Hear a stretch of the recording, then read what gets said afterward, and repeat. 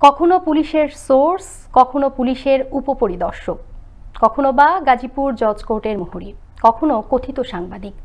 ভুক্তভোগী ও স্থানীয়রা বলছেন, রং বদলানো এমনই বিভিন্ন পরিচয় দিয়ে প্রতারণার পাহাড়ে বিচরণ আনোয়ার হোসেন সৌরভের।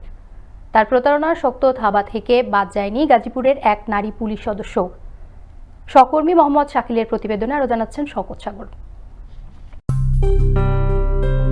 জনশ্রুতি রয়েছে, এক সময়ে টঙ্গী পশ্চিম ও সদর থানা পুলিশের সোর্স হিসেবে কাজ করতেন আনোয়ার হোসেন সৌরভ। তবে বর্তমানে গাজীপুরের মস্ত বড় সাংবাদিক বনে গেছেন তিনি। বিভিন্ন সময়ে রপ্ত করা নানা কৌশল অবলম্বনে লাগামহীনভাবে করেই যাচ্ছেন একের পর এক অপরাধ। সৌরভ মোহরি বলতো যে আগে যে সোর্সগিরি করতো আমাদের যে টঙ্গী পশ্চিম থানা যখন প্রথম হয় সেই ও আবার সাংবাদিক কবে, কিসের সাংবাদিক?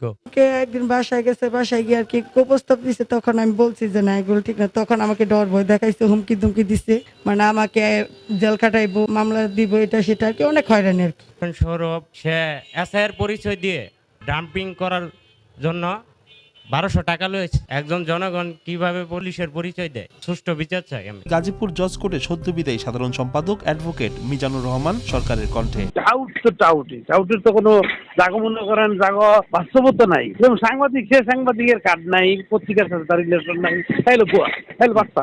ধরেন আইনজীবীর কার্ড নাই, বার কাউন্সিলের সনদ নাই, সার্টিফিকেট নাই, এটা ভুয়া। বিভিন্নভাবে নারীদের ব্ল্যাকমেইল করা যেন নেশায় পরিণত হয়েছে সৌরভের। এমনকি তার হাত থেকে রেহাই পাননি এক নারী পুলিশ কর্মকর্তাও। সৌরভের চিনি যতদূর সোর্স হিসেবে এই ছবিটা ব্ল্যাকমেইল করে তোলা, আমি ব্ল্যাকমেইলের শিকার, জেএমপি কমিশনার বরাবর লিখিত দিচ্ছি। এ বিষয়ে জানতে চাইলে উল্টো সেই পুলিশ কনস্টেবলের বিরুদ্ধেই অভিযোগ তোলেন এই সৌরভ। নারী পুলিশ রুবিনা আক্তারের, আমি রুবিনা আক্তারের অভিযোগ করছি। জামিন পাইতাম, টাকা নিতাম। এদিকে ছবি ও ভিডিও ধারণ করে নারীদের ব্ল্যাকমেইল করার বিভিন্ন প্রমাণ আসে আনন্দ টিভির হাতে, যেখানে বিভিন্ন মেয়েদের সাথে অন্তরঙ্গ অবস্থায় দেখা যায় সৌরভকে।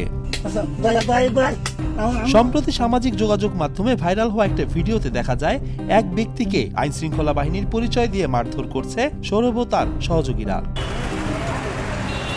জানা যায় পুলিশের বিভিন্ন অভিযানে হাজির থাকেন এই সৌরভ, উদ্দেশ্য অপরাধীদের সুপারিশ।